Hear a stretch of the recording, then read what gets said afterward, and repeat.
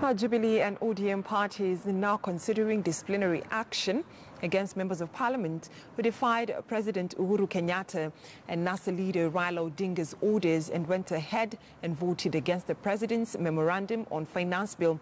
Now, this even as a section of legislators in the opposition have already hatched a plot to ouster John Mbadi as a minority leader in the National Assembly on grounds of incompetence and lacking ideology identity.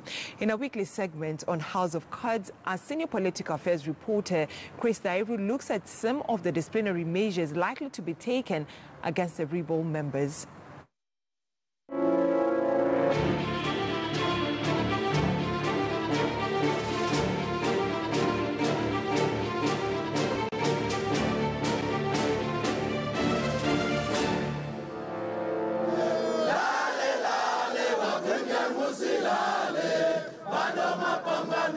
They exhibited anger, fury, and even issued threats to the House leadership.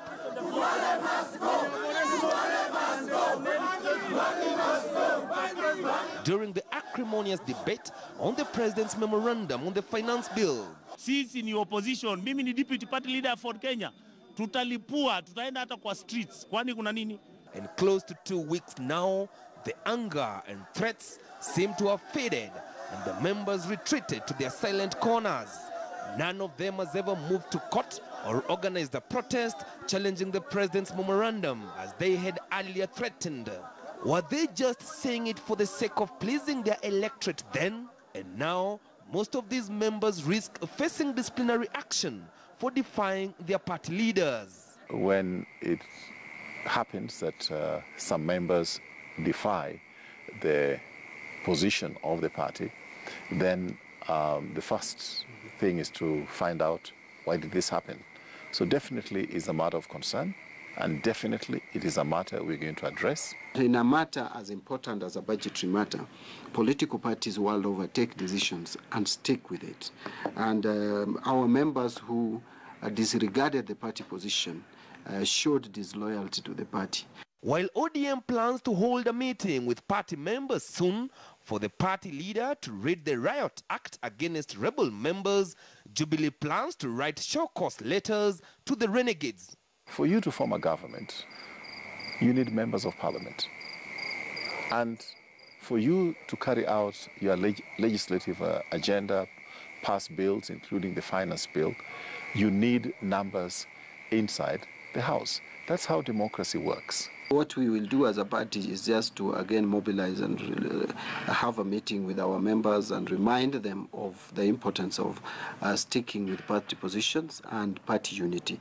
Among the disciplinary action that can be meted against renegade members include sanctioning them and removing them from some of the powerful House committees, as well as asking them to publicly apologize in front of their party leaders. The party needs to invoke some disciplinary measures on members who refuse to follow the guidelines of the party.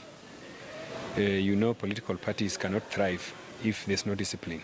As much as I was on the no team, I had my reason to vote against the president's memorandum.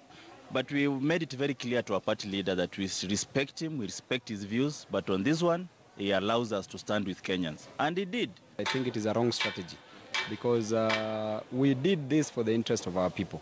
We did not do this to rebel our party leader's position or the party's ideology. On the other hand, Kilifi North MP Owen Baya has written to ODM party leader Raila Odinga seeking the removal of John Mbadi as minority leader in the National Assembly.